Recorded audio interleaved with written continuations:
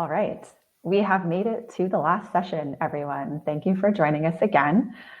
So as Michael has already mentioned, today we are going to be covering custom attributes and custom attribute links.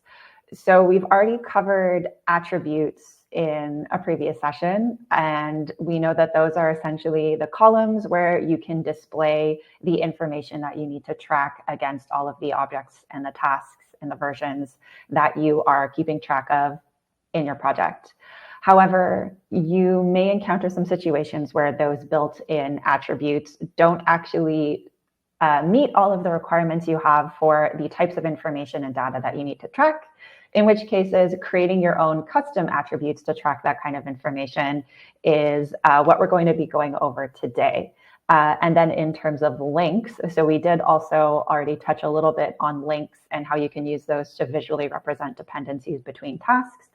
But we do have some other functionality that you can use those for, and we also have custom attribute links that you can use for some other purposes, and we'll be going over that as well.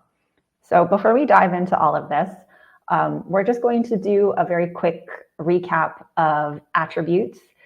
This is the out-of-the-box ones, just to go over how you add them in, how you can surface them, and then we'll jump into the custom attributes from there. So back in my workspace, let's start off with the task spreadsheet.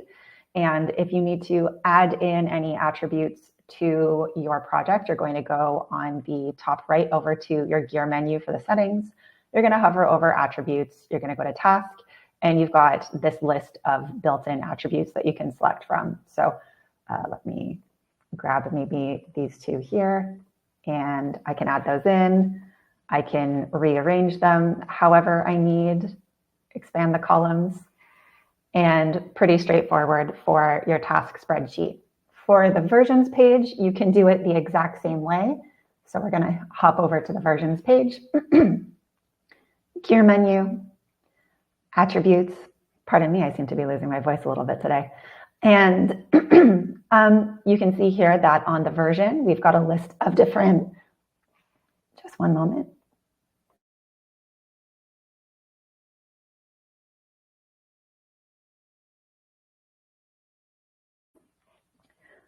All right, okay, I'm back. Here we go. Let's try that again. All right, so for versions, we've got our gear menu, we've got attributes, and you can see there's a few different items that you can actually add these attributes for. So against the version, there's a list of different attributes. You can also pull in attributes from the task page itself. So let's say, as example, you'd like to refer to the actual due date of the task while you're looking at these versions. So you can add that in right here. And let me just pop that over there. Let's say, shrink that down a little bit. All right, so now you have your task due date visible right next to the versions that you're tracking. You can also pull in a little bit of note information. So maybe I'd like to see what the last client feedback was on one of these versions here. And let me just shrink that down so you can see that a little bit better. So I can see that information there. This is just displaying the latest note that was put in against these versions. So if you really want to deep dive into all of the notes that may have been given, I'd still recommend opening up the sidebar and looking at all of the information there. But just as a little bit of quick reference, this might be helpful for some of you. And then you can also add attributes for the asset parent. Now, when we're talking about the asset parent, when it comes to versions, we're not talking about the task that this was uploaded or published to, but the actual parent object that those tasks live under. So I'm going to add in the asset parent name to clarify this a little bit. And you can see here, I'm just going to drag this up here. The asset parent in this case is referring to the shot that all of these versions live next to you, but you do have access to some of that information on those asset parents as well. And that's all of the attributes you can pull in for your versions page. Now, going over to the overview page, I've got that open on another tab over here. Now, you can't add in any attributes when you're looking at these timeline views, obviously because it is a timeline, but if you've flipped over to either the card or the list view, this is where you can actually go in and add in some of those attributes by clicking over on the settings button over here. And you can see in this area, you've got the attributes listed that are already surfaced in your page, and you can add an additional one by clicking here, and you've got access to all of the other attributes you may want to add in right there. If you've adjusted this and you've added in additional attributes, just go ahead and save your dashboard to make sure that you pick up those changes. And I am on just the out-of-the-box projects view here, but this is the exact same way you would add in these out-of-the-box attributes, whether you are looking at users, tasks, versions, or any of the custom dashboards that you may have created. All right, so that is the out-of-the-box attributes as a quick refresher. Oh, one other thing to mention, sorry, I forgot to mention this for the tasks portion. So when you're adding in these attributes, you may notice as you're hovering over a task that you've got the little pencil icon across every single one of these attribute columns, and you can edit this information here, with the exception of the workdays, because we know this is being pulled from the time logs that your artists are putting in. However, if I go to the parent object, which in this case is a shot, you can see I can edit the name. Let me update formatting here. I can update the status, the assignee, the description. However, when I get over to these attributes here, I'm no longer able to edit these. This is because for parent objects of your tasks, for some of these attribute columns, this information is actually rolling up from the task level and is not actually editable on those parent objects. So if we look at the date columns, for instance, and let me just sort this by date here, you can see that for the start date of the shot, here, this is actually referencing the earliest start date of the tasks. So if we look at the layout task here, because I've sorted by the start date, so this is the earliest start date, this is the same as the start date for the shot in this case. And then if we look at the shot's due date here, this is referencing the latest due date of the last scheduled task that is linked to the shot. So if we go down here, and actually let me sort, there we are. So we go and we look at this compositing task as an example, right there.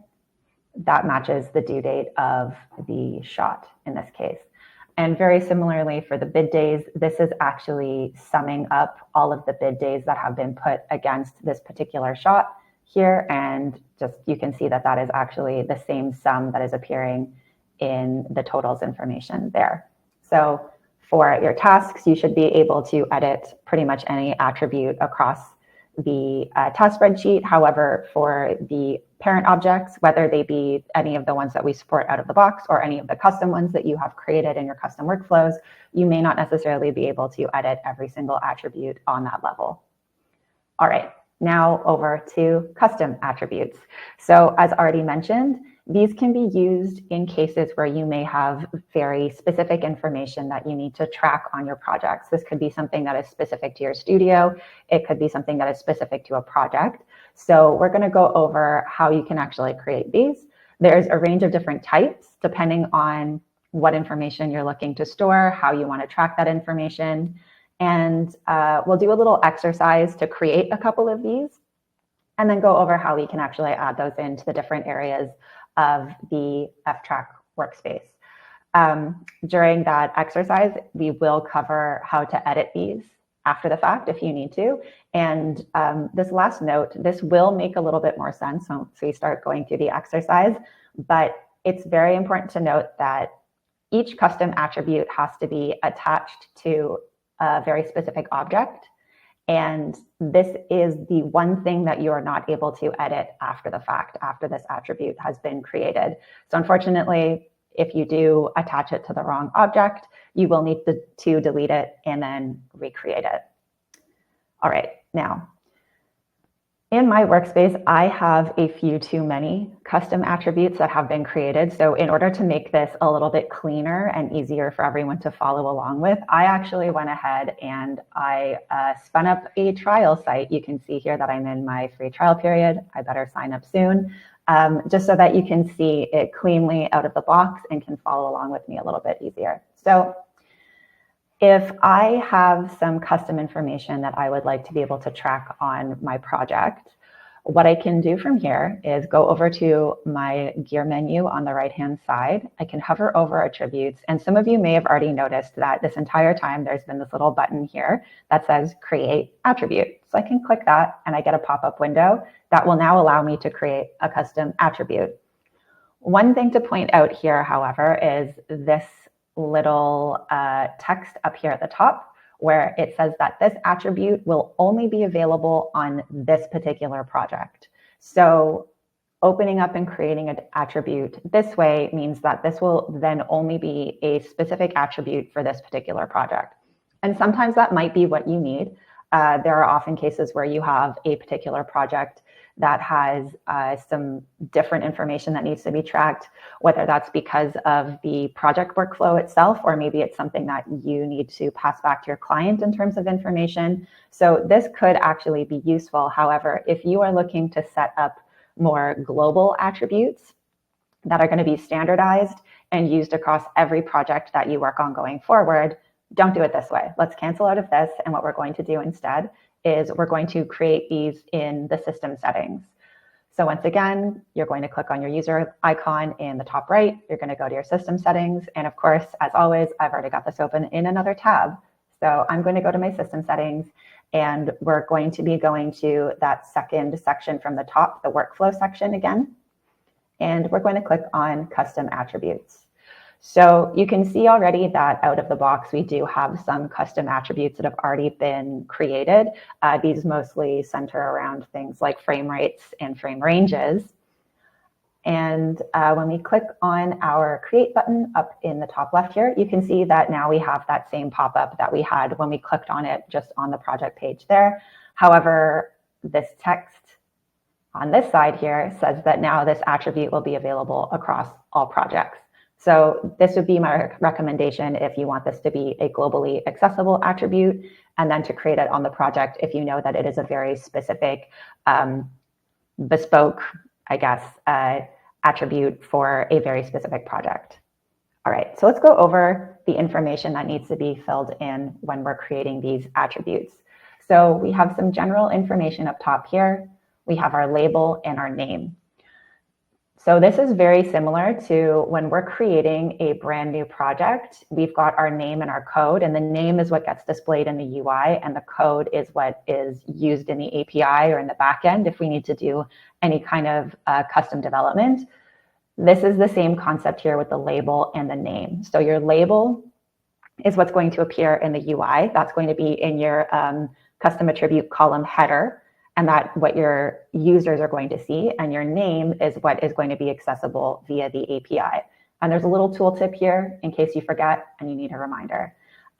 So then, of course, make sure that when you are setting up your name, it's all lowercase, you're not putting spaces, you're not using any special characters.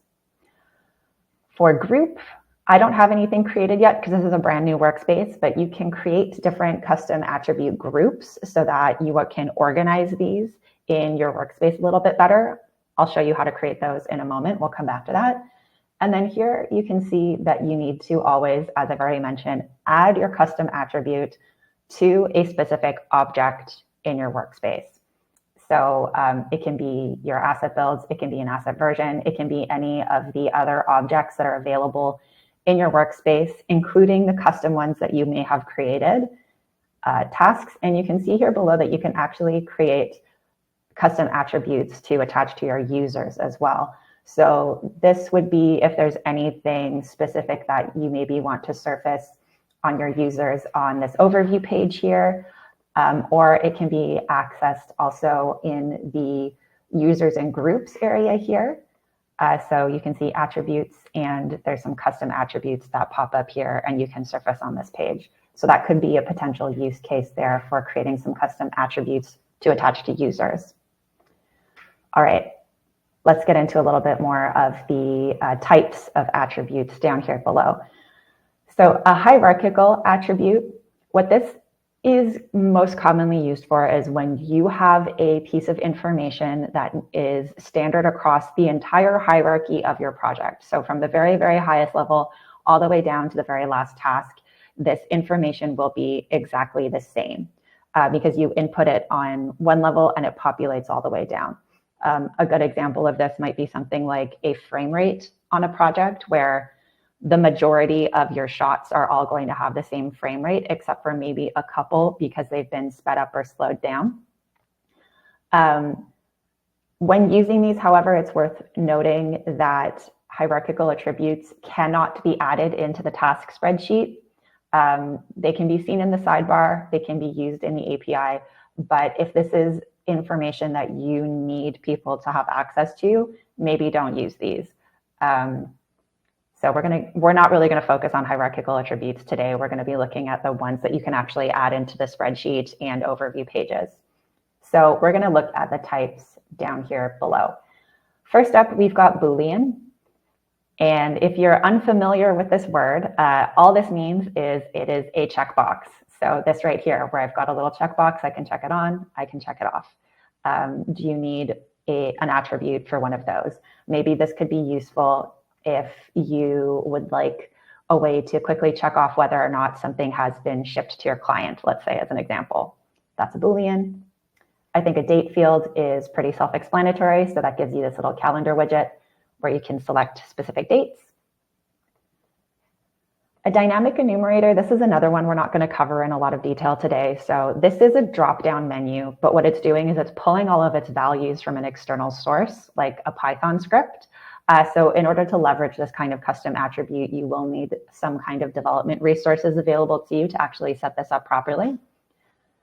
But never fear if that's not going to be something that is possible for you. We do just have a plain enumerator. So this is a drop-down list, and you can see here that you're going to put in the menu options and the value options just in the UI right here. So just to clarify this a little bit, I'm going to make this look a little bit more the way you might display it in the UI.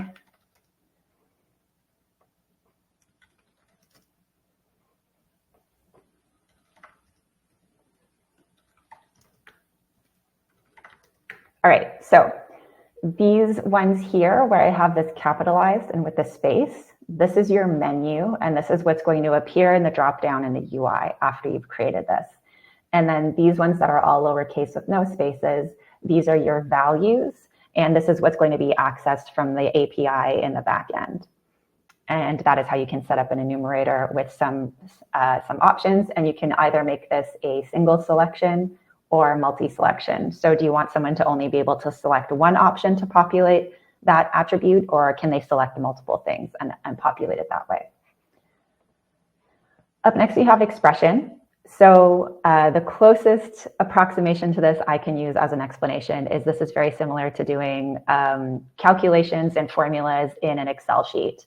There is some very specific syntax that needs to be used in order to leverage these though. So I'm actually going to use an expression attribute in the exercise we're going to do in a couple of minutes so that you can kind of see how this needs to be structured for it to work properly. It is a little bit more advanced though, so don't worry if it doesn't stick right away today. You can go away and practice it. I'm going to skip over link attributes because we are going to be coming back to that in a moment. Number, do you need a number field? You can also set decimal points. So maybe if you need this to be a monetary value, you can add some decimals there. And then text, do you need a text field where you can type in some text? And those are all the types of attributes. And the last thing to be aware of down below is that you can set permissions on these attributes. So you can see these are the different user roles that are available. And I can choose whether or not someone can read or see this particular attribute. And I can decide whether or not I want them to be able to write to it or actually update the contents of these attributes. So that's something else you can do depending on whether or not you want specific people to have access to the information that you're inputting in these custom attributes. All right, so let's get into the example that we're going to use here. So I actually have this already set up in my other workspace so that I could show you what we're going to be doing. And I'm just going to grab one shot so this is a little bit easier to see. All right, so what we're going to be doing here is we're going to be setting up a couple of columns like this to do a little calculation. So Please disregard that my workspace is set to days and this is saying hourly rate. I know that it's not calculating this properly, but what we're going to replicate here is we've got our worked days, which is one of our built-in attributes. We've got an hourly rate where we can input a number, which it equals the hourly rate we are paying the artist who is assigned to the task. And then we have an expression field here, which is actuals, that based off of the work days and the hourly rate, it's going to calculate essentially the cost to date that we have spent on this particular task. So let's go and start setting this up. You can follow along if you want to. First, before we get into that, let's create a group so that we can organize the custom attributes that we're creating. And to do this, we're going to have to scroll all the way down to the bottom of our system settings menu over to advanced. And you can see right here is attribute groups. And we're going to hit create, and we're just going to give it a name. I'm going to call this financials. And we'll hit create here. So I've got a group. You can create as many as you want, of course. And we're going to go back up to our workflow section and go back to custom attributes. So first up, let's make that hourly rate attribute. So I'm going to hit create. I'm going to call this hourly rate. For my name, I'm just going to call it H_rate, so I don't have to type as much. You can see that now my group is populating because I've actually created one. So I'm going to select my financials group and I'm going to add this to task. So the reason I'm adding this to a task and not to the user is because when we're using the expression attribute, it's only going to be able to calculate on the same row of information. So it's only going to be able to look at other attributes that are linked to a task. So for this to function the way that I want it to, for this example, we're going to have everything attached to the task. All right, now we're going to go ahead and select number as the type of attribute that we'll create. And I'm going to put 2 decimal places because this is a dollar value. And let's play around with the permissions a little bit. So let's pretend that I use my restricted user role for freelancers. And maybe I don't want them having visibility into this information internally since they're just a temporary employee. So I'm going to unselect these. And you can see that now they're unable to see that information. And I'm going to hit create. And that is appearing right here. Up next, let's hit create again, and let's create our expression attribute. So in this case, I'm going to call this cost to date.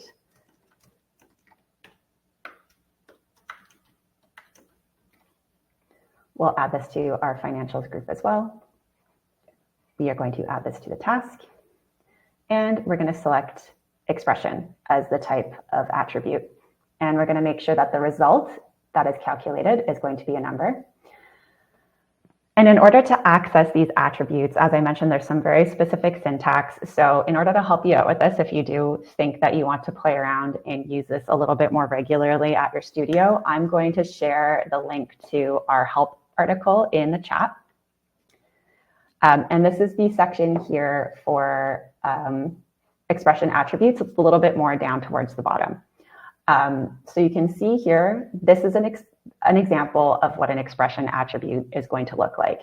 It needs to be in curly brackets in order for it to work properly. And you can see that it has some very specific syntax here. I won't go into everything in a whole lot of detail in the interest of time, but as an example, if we want to access anything that is linked to a task, what we need to start this with is the term self. So since I'm doing a calculation that is going to also include the number value that is in that worked days or worked hours column, what I'm going to want to access is this information here, the worked attribute. And so in order to access that, I'm going to type in self.worked. So I know this is very confusing. Don't worry if you don't get it right away. It did take me a little bit of time to play around with this and make sure that I understood it fully. But let's go in here. So for this to work, what we're going to do is we're going to open our curly brackets and we're going to type in self.worked so that we can access the worked days column. We're going to hit space afterwards. We're going to put the star for multiplication and another space. And now to access the hourly rate, the number field that we just created here, we're going to type in self again so that we can access this attribute that is attached to the task. And we're going to type h_rate. So this is another place where you're using that name as opposed to the label that appears in the UI. And then we're going to make sure we close our curly brackets. And while you're testing this out, while you're learning how to use these, there is this test attribute button right here that you can click, and it's letting me know that this passed, it's a valid expression and it's going to work. Let's say, for instance, though, I forgot to type in self and I just did that. You can see now it's letting me know that that's not a valid expression. So that's how you can kind of test these out as you're playing around and practicing how to set these up. All right, so let's hit create. Actually, let's test that again. There we go, we're passing. We'll hit create. So we've got our custom attributes created now. Let's go add them into our project. So let's cancel that and let's do a refresh since I'm in a different tab so we can pick up those updates. All right, so now we're gonna go to our gear menu. We're gonna hover over attributes and we're gonna go to custom attributes, task, and you can see there is my group that I created for financials that's popping up. And in there, I've got my 2 custom attributes that I've created. So I'm gonna check those off and add those into the spreadsheet. And there we are. Let me move this out of the way. So there are my 2 attributes. I'm now going to need to input some numbers into the hourly rate column so that it will calculate something. I'm just going to regroup this by assignee. And I will just input some numbers randomly.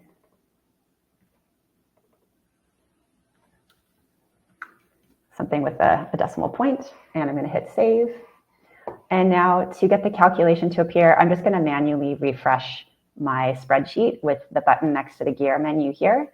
And you can see that now it's got some calculations that are appearing. So that's how you can set up those custom attributes for anything you might need. Just make sure afterwards that you go ahead and save your view. Now, you may have noticed, some of you, that I've done the exact same thing that I had in my other workspace where my workspace is set to days, but I'm calculating an hourly rate. So this is days, this is hours, this is an incorrect calculation. And I did that on purpose to show you a couple of different things. First off, which is something that I don't believe we covered when we were setting up our project, but if you happen to use bid hours in your studio as opposed to bid days, you can actually update your settings for your entire workspace to track your time that way. So in your system settings, if you scroll down to scheduling and go to settings, you can unselect this and this will no longer display everything as days, it will convert it to hours. So one thing I could do is just update this, hit save, and problem solved. I'm not going to do this in this case, however, because I'm going to use this as an opportunity to show you how you can edit an attribute after the fact. So all I'm going to do here is, instead of having an hourly rate column, I'm going to turn this into a day rate attribute. And then I'll just go ahead and update the number values that I was putting in on the task spreadsheet. So you can see here, I've got a little edit button that I can click next to it. And I'm just going to change the name of this. And I'll make sure that I update the name here. So this is going to be D_rate for day rate instead of H. And I'm going to hit save. And now I'm going to also have to make sure that I update my cost to date expression, because if I open this up with my edit button here, you can see that I'm still using the H_rate name in my formula. So that won't work anymore. So I'm going to just change that to D. Let me test it again, still passes, and I'm going to hit save. But one thing I do want to point out, just to hopefully make sure this makes more sense now, is when I'm looking at the information that I have available to me to edit, the object that this attribute is linked to is no longer available to edit. So that was what I was mentioning before, that if you happened to have attached this to the wrong object, unfortunately, at this point, what I would need to do instead of saving this would be to delete it. You can see there's a little delete button here, and then just recreate it, making sure that I've attached it to the correct object instead. All right, so I've updated my 2 custom attributes. Let me go back to my project, and I'm going to have to add these in again. So attributes from the gear menu, custom attributes, task, my financials group, and I've got my day rate and my cost to date again. And let's just focus on this first one here. So I'm going to change this to a higher number. That makes more sense to, pay an artist for a day.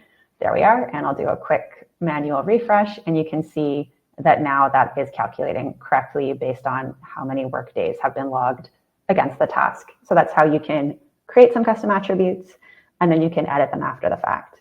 Now, to add these to the other areas in your workspace where you might need them, if you need to access them, or if you have created some for the versions page, that is of course going to be available in the exact same area as you can add in the out of the box attributes. So you can see here actually that I've got those 2 attributes available from here as well on the task level. And then for the overview page, so I'm on task here. This is the exact same thing. So we've got our settings. I've got the list of attributes here and add attribute, and you can see that the custom attributes will appear here, although my expression attribute is missing. So I might check up on why that's not appearing, but all of your custom attributes should appear down below, listed just below all of the out-of-the-box attributes, and you can add those in. And of course, as always, remember to hit Save Dashboard after you've made any adjustments. All right, so that is everything for creating custom attributes. So let's move on to talking about links. So we did touch on already that we do have linking that you can add in to the task spreadsheet in order to be able to link together your tasks and have a visual representation of the dependencies between those tasks. We did mention as well that those links can be accessed via the API to do things like status triggers and automations.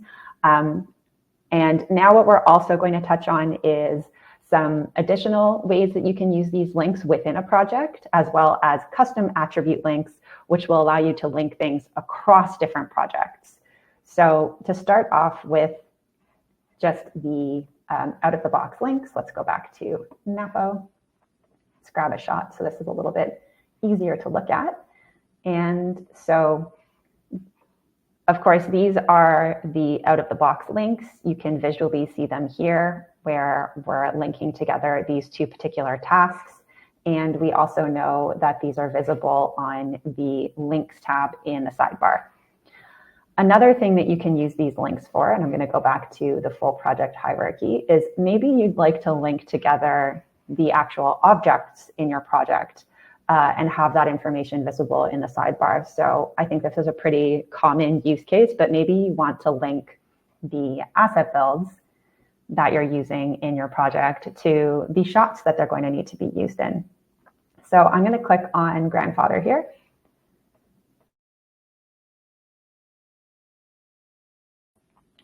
And right now this is empty, but what I can do from here is click this drop-down button here to create a link. And of course, we've got our incoming links. That's when I'm waiting from material from upstream so I can do my work. And then we've got outgoing links, which is, this is where I'm passing my material downstream once I'm done. I think logically it makes sense to assume that an asset that is going to be used in a shot is going to be an outgoing link to the shot. So let's click on that. And you can see that I've got the full hierarchy tree of this entire project now visible to me. And I can expand my 2 sequences to see the shots that are included there. And I can select the specific shots where this asset build is going to be used. And I can hit select. And you can see that I now have those links appearing here in the sidebar for that particular asset. However, I can also surface this information in the task spreadsheet, which is something that we didn't cover previously. So let me open that up. Now, going back to our out-of-the-box attributes, going to our gear menu, attributes, task, there's these two here, incoming and outgoing links that I can activate in the task spreadsheet.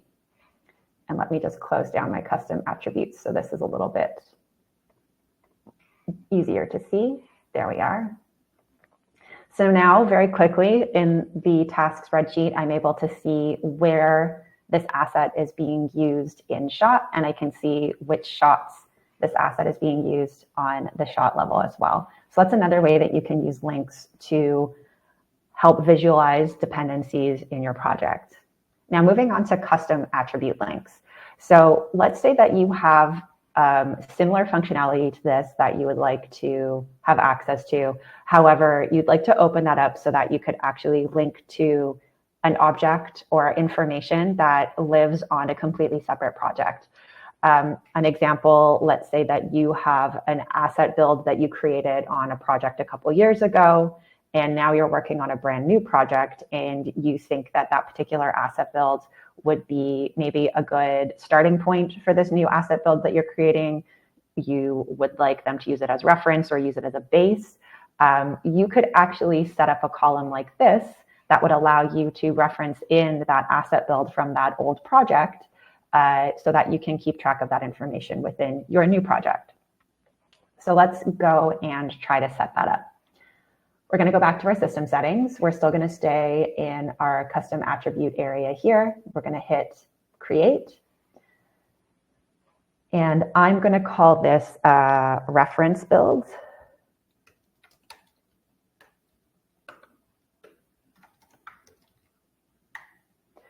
I'm not going to add it to a group because I don't have one created. And we're going to add this not to the asset. The asset, this is related to versions. We're going to make sure that we add it to asset build. We are going to select the attribute type of link.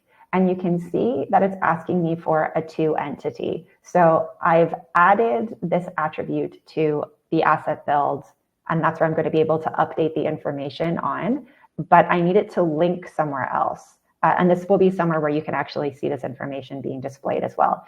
In this case, it's actually going to be the exact same object. So I am going to select asset build, but you can see that you can create this relationship and link it to any of the other objects that exist in your workspace. In this case, though, I am going to select asset build. And again, you can choose whether this is going to be multi-selection or single selection. I think in the specific example I just gave, it would probably make the most sense for it to be a single selection, but just so I can show you the functionality, I am going to make it multi-selection in this case. Update your permissions if that's relevant to you, and I'm going to hit create. And I've got my new attribute now appearing up here. I can see what it's added to. I can also see that these are available on all projects. So quick side note, let's say that I had created this for just one particular project, and I would like to open it up and make it available on other projects after the fact. That is another thing that you can do with the edit button from here, is you can make this available on all projects just by clicking down here. All right, so let's add our new attribute into a project. What I've done is I've created a new project. I've got some asset builds that I've created here, and I'm going to add in my custom attribute, and I'm also going to remove my links while I'm at it so that I can link another existing asset into this particular project. So you can see under custom attributes, I now have asset builds displaying because I've now created a new custom attribute for an asset build object, and there's my reference build. So here it is. And on these asset build levels here, you can see I've got my little edit icon, and I can click here and pull up and add in reference assets to reference. So right now it's just showing me the asset builds that exist on this particular project. And that's because I've only selected this project. I can uncheck this. And now I have visibility on all of the other asset builds that exist in this particular workspace. So I'm going to look for our grandfather from Napo. There he is. and I will link him here. You can see I've got one selected item. And since I did make this multi-select, let's grab something else for argument's sake. Let's say drone craft. Why not? Save changes and hit save. And you can see now in this reference build custom attribute, I can see the names of these assets even though they don't belong to this particular project. And I can click on them, and you can see that I'm able to view that information that is living on this other project in the sidebar, even though I'm not on that particular project. Same thing with this one here. And this also means that I can view things like notes that may have been put in against it. I can see other versions that have been uploaded or published against it as well. So it's a quick way that you can give yourself visibility on information that is external to this one particular type of project. And that is custom attribute links. So that brings us to the end of our last session. Some last homework for you, just so you can practice what we went over today. Go ahead and practice making some custom attributes. These can just be so that you can test out the different types and see how they work. They can be things that are relevant to your studio. You can play around with the linking feature now that you know that you can use it beyond just linking tasks together. If you'd like to go ahead and implement that across your entire project, try linking some things together. And then play around with the custom attribute links as well. This could just be so that you can get a handle on how they function, or if you have a very specific use case for your studio of the perfect way that you want to start implementing this, go ahead and start setting that up as well. And I think this may be the first time that we actually have a full 15 minutes for questions. So if there are any questions that have not yet been answered, let's take some time to go over those now. Byron, we do have people talking about your most recent question in our side chat as well, but we can also just throw it up here in the meantime. Does the project need to be active to be accessible in reference linking? Good question. I don't believe it does, but let me test this out actually on this workspace here.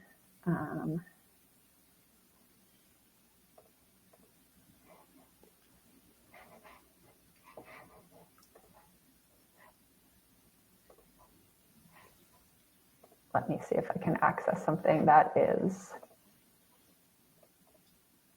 not active. One sec. All right, let's try that out.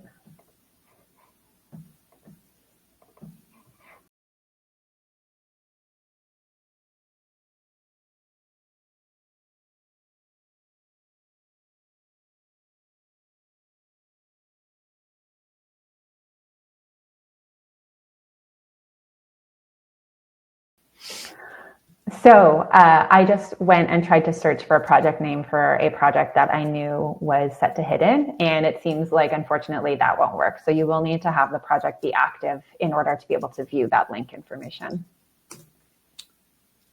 So thanks, everybody. This concludes our series of the free sessions. Happy to bring everybody back into the platform. From the whole team at Ftrack, we really, really appreciate you spending your time with us, and hope you took something away during the training. And we'll see you soon.